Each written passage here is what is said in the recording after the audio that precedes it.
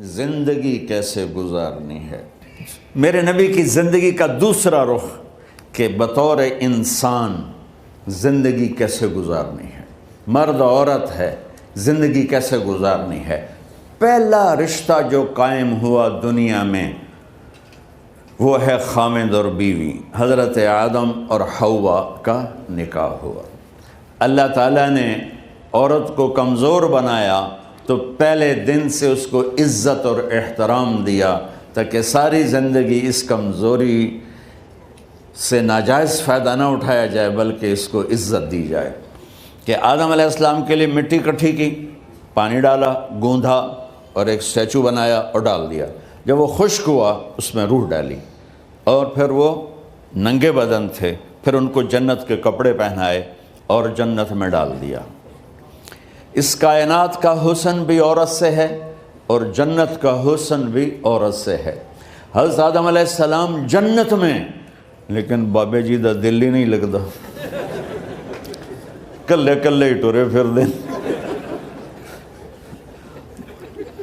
اب اللہ نے عورت کو بنانے کا ارادہ کیا تو اللہ ایک ڈھیر مٹی کا اکٹھا کر کے عورت کے لیے بھی بنا دیتا اور اس کا اسٹیچو بنا دیتا اور اس کو خشک ہونے دیتا، پھر اس میں روح ڈالتا، پھر اس کو کپڑے پہناتا۔ آپ حیران ہوں گے، سبحان اللہ، اللہ نے ایسا نہیں کیا۔ آدم علیہ السلام سوئے، آنکھ کھلی تو دیکھا ایک خوبصورت حسین عورت۔ یہ بات اکثر لوگوں کو معلوم ہوگی کہ یوسف علیہ السلام دنیا کے حسین ترین انسان تھے، اور یہ بات شاید کسی کو معلوم نہیں ہوگی کہ دنیا کی سب سے حسین خوبصورت عورت حضرت حوا ہے۔ حوا جن پر بڑھاپا آیا ہی نہیں، 1000 سال کے قریب زندگی گزاری، بڑھاپا نہیں آیا۔ حضرت آدم اور حوا قریب قریب عمر تھی۔ حضرت آدم کی عمر تو کتابوں میں مل جاتی ہے 1000 برس، لیکن حضرت حوا کی عمر کتنی تھی یہ کہیں پڑھنے کو ملا نہیں، اس لیے میں اندازہ کرتا ہوں کہ قریب قریب ہوگی۔ بڑھاپا نہیں آیا، بیماری نہیں آئی۔ اور حضرت حوا کو مینسز بھی نہیں آتے تھے۔ یہ عجیب بات آپ کو بتاؤں، اللہ نے اتنا جنت کا ان کے اندر نمونہ رکھا۔ تو جب حضرت آدم کی آنکھ کھلی تو دیکھا ایک حسن کا پیکر، انہوں نے تو جنت ہی بھول گئی۔ کہنے لگے یا اللہ ہن دل ٹھریا جا کے، یا اللہ کون ہے؟ کہ تیری بیگم۔ کہ واہ جی واہ، موجاں ہی موجاں۔ تو اللہ تعالیٰ نے نکاح پڑھایا۔ سبحان اللہ، اپنے نبی کی شان دوبارہ سنو۔ تو اللہ نے کہا آدم اپنی بیگم کا مہر ادا کرو۔ تو وہ پوچھنے لگے کیا مہر ہے؟ دیکھو ایک بات سنو، مہر کسی کی بیٹی کی قیمت نہیں ہوتی۔ $1 ہو یا $1 ٹریلین ہو، بیٹی کی کوئی قیمت نہیں ہوتی۔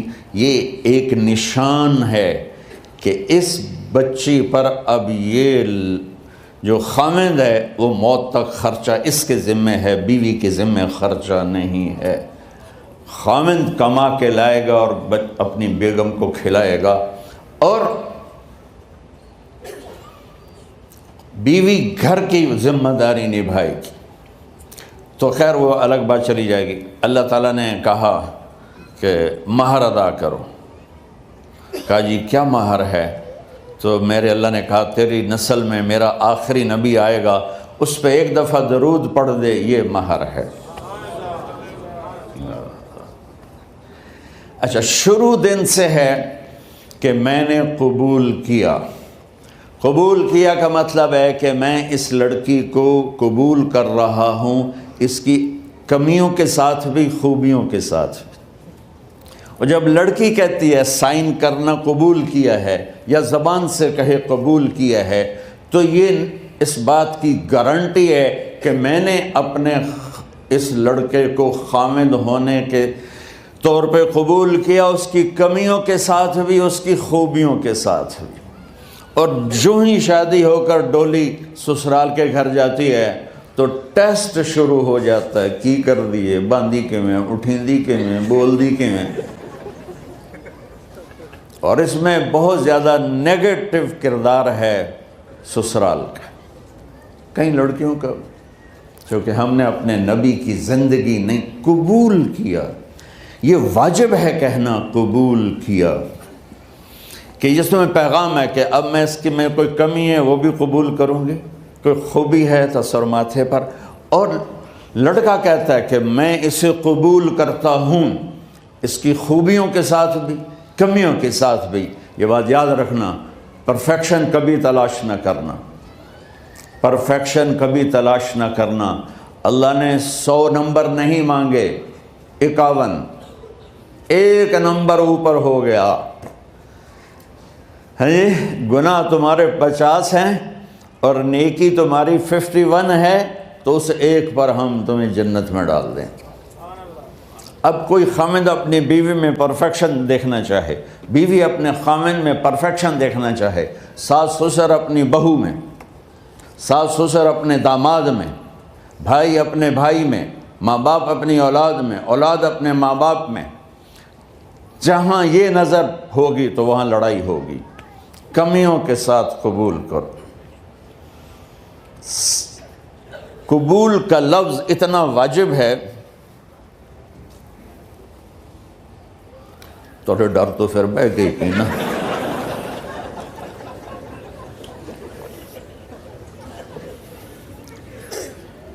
قبول کا لفظ اتنا ضروری ہے کہ اس کے بغیر نکاح ہی نہیں ہوتا۔ میں یہ کئی جگہ لطیفہ سنا چکا ہوں، اور واقعی قصہ بھی ہے، ایسے لطیفہ نہیں ہے۔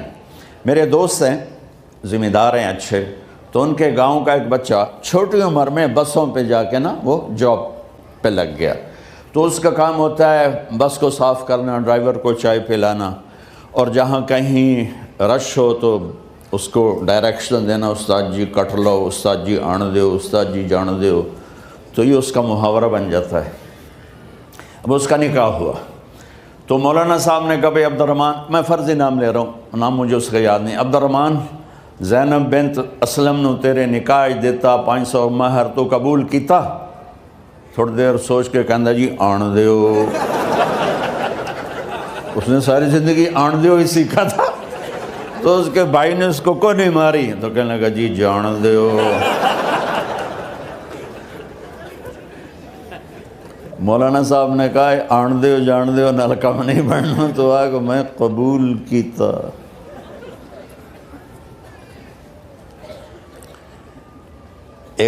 یہ بھی صحیح واقعہ سنا رہا ہوں۔ ایک نوجوان نے بیوی کو 3 طلاق دے دی کٹھی، اب ہو گیا پریشان، مولانا صاحب کے پاس گیا، کوئی میرے جیسا ہوگا، مولانا صاحب 3 طلاق دے بیٹھا، کوئی مسئلہ کا حرام؟ کہا جی کوئی رستہ حرام، کوئی گنجائش حرام۔ اس نے جیب سے موٹا سا لفافہ نکالا اور مولانا کے جا نماز کے نیچے ڈال دیا، کہ مولانا صاحب کوئی گنجائش؟ کہ ہن تو سوچنا ہی پوے۔ کی آکھیا یہ تو اپنی بیگم نو؟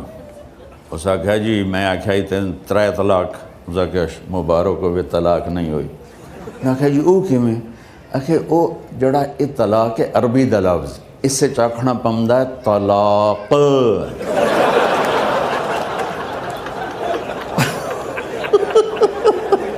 یہ آپ کو صحیح واقعہ سنا رہا ہوں۔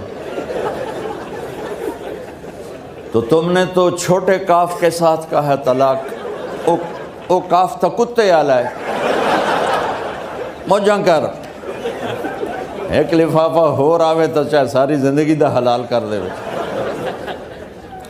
لفظ قبول اتنا ضروری ہے۔ تو میرے نبی نے 11 شادیاں کی، اللہ کی قسم شوق کی نہیں تھی۔ ما تزوجت وما زوجت الا بوحی من السماء نزل به جبریل، کہ لوگوں سن لو میری بات غور سے، مجھے عورت کی کوئی رغبت نہیں ہے، میں نے جہاں شادی کی، جہاں بیٹی کی شادی کی، پہلے اللہ نے آسمان سے جبریل بھیج کے حکم دیا، پھر میں نے قدم اٹھایا۔ تو پہلا رشتہ خامند اور بیوی ہے جو اس کائنات میں جڑتا ہے، یہ دنیا کا سارے رشتوں میں نمبر 1 رشتہ ہے، سب سے خوبصورت رشتہ ہے، سب سے اہم رشتہ ہے، سب سے بڑا رشتہ ہے۔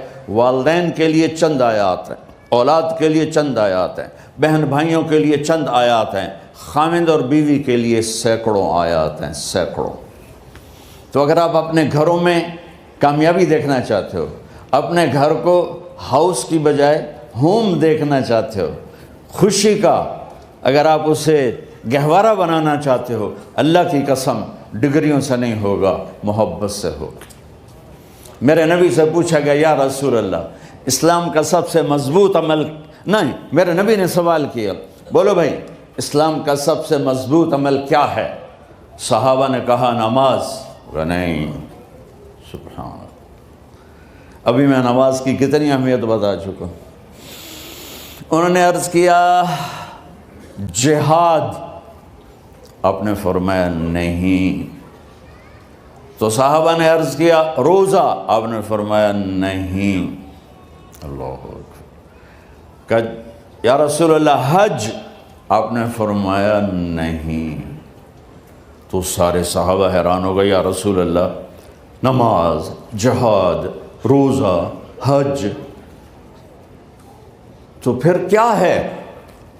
اب سننا سارے بہن بھائی، مستورات، بچے بچیاں، آپ نے فرمایا اسلام کا سب سے مضبوط اور بڑا عمل ہے آپس میں اللہ کے لیے محبت کرنا۔ اگر آپ اپنے گھروں میں حسن دیکھنا چاہتے ہو تو ایک دوسرے سے محبت کرو، اظہار محبت کرو، اور محبت کے پیدا ہونے کے لیے بہت ساری چیزیں ہیں، لپیٹ کے 2 میں کر لیتا ہوں، 2 میں۔ بیوی کی خوبی دیکھو، کمی نہ دیکھو، خاوند کی خوبی دیکھو، کمی نہ دیکھو، پہلی بات۔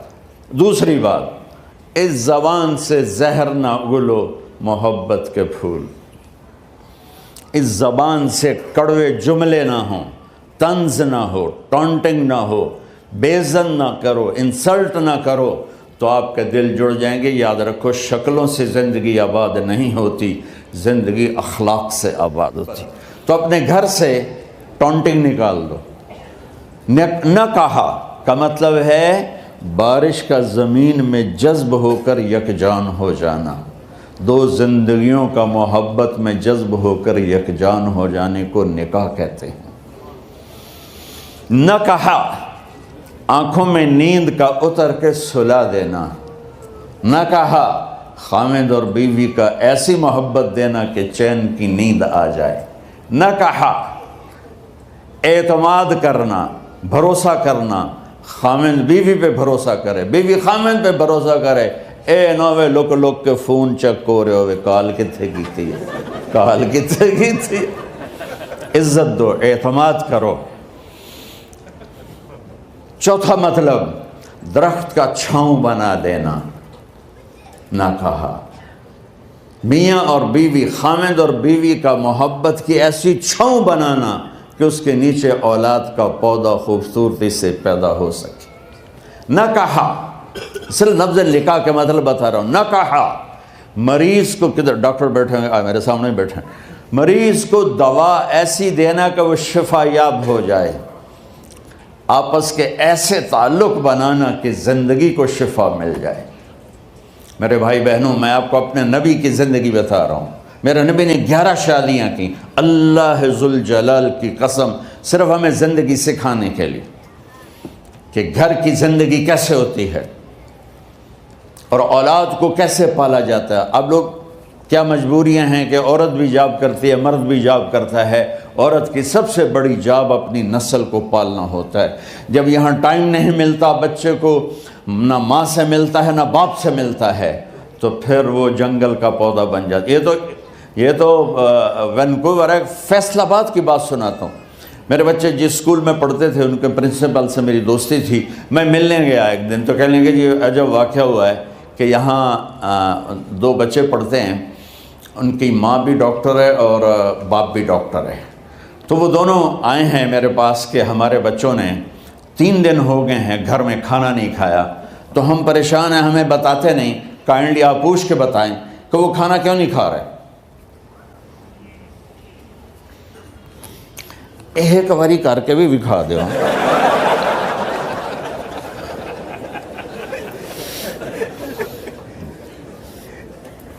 ہمارا دین اتنا خشک نہیں، ہمارے مولوی صاحبان نے زیادہ خشک بنا دیا. تو انہوں نے دونوں بچوں کو بلایا. سننا، سارے فیملیز بیٹھے ہو جہاں میں فیملی کی زندگی کو فوکس کر کے نبی سے جوڑ کے بتا رہا ہوں، طارق جمیل کے تجربے نہیں بتا رہا. دونوں بچوں کو بلایا. بیٹا آپ کھانے کو نہیں کھا رہے؟ کہا جی ہم اپنے ممی اور بابا کے سامنے نہیں بتائیں گے. تو انہوں نے دونوں کو باہر بٹھا دیا. پھر پوچھا اب بتاؤ کیا مسئلہ ہے؟ ان کا سر ہم صبح جب ناشتہ کرتے ہیں تو ہمارے ممی ڈیڈی سو رہے ہوتے ہیں، ہماری ان سے ملاقات نہیں ہوتی. جب ہم اسکول سے واپس آتے ہیں تو ممی ڈیڈی اپنے میڈیکل کالج میں ہوتے ہیں، ہاسپٹل میں ہوتے ہیں، تو ہمیں ان کو دیکھنے کا موقع نہیں ملتا. شام کو جب ہم کھانا کھاتے ہیں تو یہ دونوں اپنے پرائیویٹ کلینک میں ہوتے ہیں، تو ہم ان کو دیکھ نہیں پاتے. پورا ہفتہ گزر جاتا ہے، ہمیں ماں باپ کی شکل نظر نہیں آتی. تو ہم نے سٹرائک کی ہے کہ ایسے ماں باپ کی روٹی کیا کھانی جو اپنی شکل بھی نہ دکھا سکیں. تو اس لیے ہم نے کہا ہم نے بائیکاٹ کیا ہے، گھر میں نہیں کھانا ہے. تو ایسی لائف مت بناؤ. یہاں ایک بہت بڑا چکر شیطان دیتا ہے، بڑی گاڑی لے لو، $100 کی قسط تو ہے، اور بڑا گھر لے لو، $200 یا $100 کی قسط تو ہے. پھر میاں بھی کام کرے، بیوی بھی کام کرے، جو کہ بڑا گھر باقی رہے، تو خوشیاں تو مٹ گئیں. جو ڈبل جاب کرے گا، پھر ڈبل جاب کرتے ہیں. ڈبل جاب کرنے والا بیچارہ تھکا ہوا ذہن لے کے آتا ہے، وہ کیسے ٹائم دے گا اپنے بچوں کو خوشی کے ساتھ؟ جو ماں جاب کر کے آئے گی پھر کھانا پکائے گی، وہ جب اتنی تھک جائے گی تو اپنے بچوں کو کھلا ٹائم کیسے دے سکے گی؟ پوری کائنات کی ذمہ داری تھی میرے نبی کے سر پر، اور آپ اس کے باوجود روزانہ حسن حسین کے لیے وقت نکالتے تھے. اور انہوں کو آ کر کوئی لیکچر نہیں. دیکھو ماں باپ سے ایک بات کرتا ہوں، لیکچر تھوڑا دو، محبت زیادہ کرو. یہ نہ کرو، یہ کیوں کیا، یہ کرو، یہ کرو، یہ چھوڑ کر صرف سینے سے لگاؤ، صرف محبت دو. کمیوں سمیت بچوں کو قبول کرو، ان کی زندگی تبدیل ہو جائے گی. اتنے بڑے نبی، اتنی بڑی ذمہ داری، اور اتنا درد سینے میں کہ آپ کے سینے سے ایسے ابلنے کی آواز آتی تھی جیسے ہانڈی ابلتی ہے. اس کے باوجود آپ روزانہ کہتے این اللقا، میرے شرارتی بچے کدھر ہیں؟ تو وہ بھاگے بھاگے آتے. دیکھو میں فزیکل کر کے بتاؤں گا تاکہ آپ کو پتہ چلے زندگی کیسے گزاری. کہ میرے شرارتی بچے کدھر ہیں؟ 7 بر اعظم کی ذمہ داری ہے. اور تھوڑی چھوٹیاں جابن تو تسی کہتے ہو بزی بڑے ہیں، بزی بڑے ہیں. میرے نبی پہ 7 بر اعظم کے انسانوں کی ذمہ داری ہے، اور آخری آنے والے انسان تک کی ذمہ داری ہے. اس سے بڑی جاب کس کی ہوگی کائنات میں؟ اور پھر آپ روزانہ آتے ہیں این اللقا، میرے شرارتی بچے کدھر ہیں؟ تو حسن حسین بھاگے بھاگے آتے. آپ ان کے لیے یوں ہو جاتے تھے، آؤ بھائی میری کمر پہ چڑھ جاؤ. اپنے نبی کی عظمت کو جانو کہ انہوں نے زندگی کیسے سکھائی. چاند کے 2 ٹکڑے کر دینا کوئی معمولی بات ہے، آسمان چیر کے چلے جانا معمولی بات ہے، ایک زندگی سکھا کے جانا سب سے بڑی بات ہے. کتنی اولادیں برباد ہو گئی ماں باپ کی وجہ سے، کتنے گھر اجڑ گئے ساس سسر کی وجہ سے، کتنے گھر اجڑ گئے لڑکی کے بدتمیز ہونے کی وجہ سے، کتنے گھر اجڑ گئے لڑکے کے شرابی اور باہر کی گندگی کی وجہ سے. زندگی سیکھو. یہ اتنے بڑے نبی ہو کر آپ یوں ہو رہے ہیں جیسے میں نے آپ کو کر کے دکھایا. دونوں کو اوپر بٹھا لیتے اور کمرے میں چکر لگاتے تھے، پھر یوں کر کے پوچھتے تمہارا اونٹ کیسا ہے؟ سوال. پھر دونوں کو اتار دیتے اور اپنی نواسی زینب، جن کو حضرت علی کی وراثت ملی کس کی؟ علم کی، فصاحت اور بلاغت کی، ان کو کمر پہ بٹھا لیتے اور اکیلی زینب کو پورے گھر میں چکر لگواتے تھے۔ اور بھی دکھ ہیں زمانے میں محبت کے سوا، راحتیں اور بھی ہیں وصل کی راحت کے سوا، کیا صرف کمانا ہی کام ہے؟ ادھار کی زندگی سے بچو، خوش و خرم رہو، اس کو قسط دینی ہے، یہ قسط دینی ہے، یہ قسط دینی ہے، یہ دینی ہے، سر میں درد نہیں ہوگا تو اور کیا ہوگا؟ تو آپ اتنے بڑے عظیم ہو کر وقت نکال رہے ہیں۔ اور حضرت ابو ہریرہ فرماتے ہیں میری آنکھوں نے دیکھنا سارے کہ آپ نے کبھی حسن کبھی حسین یہاں جیسے مائیں کرتی ہیں ادھر کھڑا کیا ہوا ہے اور جھولا جھلا رہے ہیں ایسے، اور ان کے دونوں ہاتھ پکڑ کر کہہ رہے ہیں آ جاؤ، اوپر آ جاؤ، اوپر آ جاؤ، آگے پہاڑی ہے، اوپر آ جاؤ، آگے پہاڑی ہے۔ تو ایسے ایسے آتے اور اوپر آؤ، وہ یہاں آ جاتے، آگے آؤ، وہ یہاں آ جاتے، آگے آؤ، وہ یہاں آ جاتے، تو پھر آپ یوں ہو جاتے، آگے آؤ، تو چڑھتے چڑھتے یہاں آ جاتے، یہاں جب وہ یہاں آ جاتے تو آپ ان کے ہاتھ فکس کر کے آگے بڑھ کر ان کے ہونٹوں کا بوسہ لیتے اور کہتے یا اللہ میں ان سے پیار کرتا ہوں، تو بھی ان سے پیار فرما۔ بھائیو اللہ کی قسم، پیسے سونے چاندی سے زندگی میں خوبصورتی نہیں آتی، نبی کی غلامی سے زندگی میں خوبصورتی آتی ہے۔ اتنے بڑے نبی ہیں اور حضرت عائشہ سے کہہ رہے ہیں دوڑ لگائیں۔ یہاں کسی مولانا سے پوچھو اپنی بیوی سے کبھی کہا اس نے کہ دوڑ لگائیں؟ الٹا سوٹا لے آتے کھلو جائے گا۔ عائشہ دوڑ لگائیں، اور واپسی کہاں سے ہو رہی ہے؟ دوڑ کہاں لگ رہی؟ جہاد کے سفر سے واپسی ہو رہی۔ اور آپ نے اپنے صحابہ سے کہا سب آگے چلے جاؤ۔ جب سارے آگے چلے گئے اور کوئی نظر نہیں آ رہا تو آپ نے کہا عائشہ آؤ دوڑ لگائیں۔ تو حضرت عائشہ کہتے ہم نے دوڑ لگائی تو میں آگے نکل گئی لیکن ابھی پیچھے رہ گئے۔ کچھ سال گزرے تو پھر ہم سفر سے واپس آ رہے تھے تو آپ نے صحابہ سے فرمایا سب آگے چلے جاؤ، چلے گئے۔ آپ نے کہا عائشہ دوڑ لگائیں؟ کہ جی لگائیں۔ کون دنوں میں ذرا موٹی ہو گئی تھی تو پھر اللہ کے نبی آگے نکل گئے، میں پیچھے رہ گئی۔ تو آپ نے کہا عائشہ ہذہ بتلک، آج تو اور میں برابر